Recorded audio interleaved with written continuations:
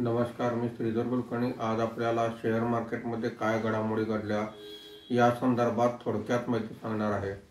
आज आठवड्याच्या शेवटच्या कामकाजाच्या दिवशी सकाळी मार्केट सुरू झाल्यापासून तेजी होती आणि जसे काम पुढे गेले तसे तेजीमध्ये वाढच होत होती।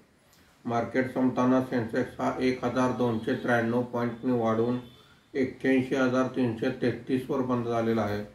निफ्टी हा 429 पॉईंटनी वाढून 24,835 वर बंद झालेला आहे। आजच्या कामकाजामध्ये BSE telecom index 3.36%, BSE metal index 3.19%, BSE auto index 2.35% वर आहेत।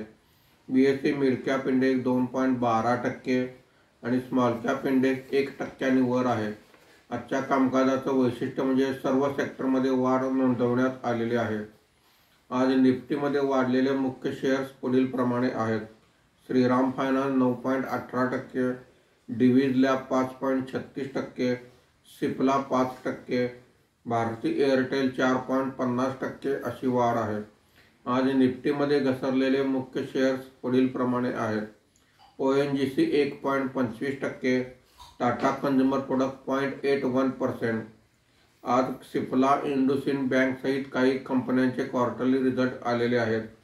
एफआयआयने 2,546 कोटी रुपयांची खरेदी केलेली आहे। देशी वित्तीय संस्थांनी 2,774 कोटी रुपयांची खरेदी केलेली आहे।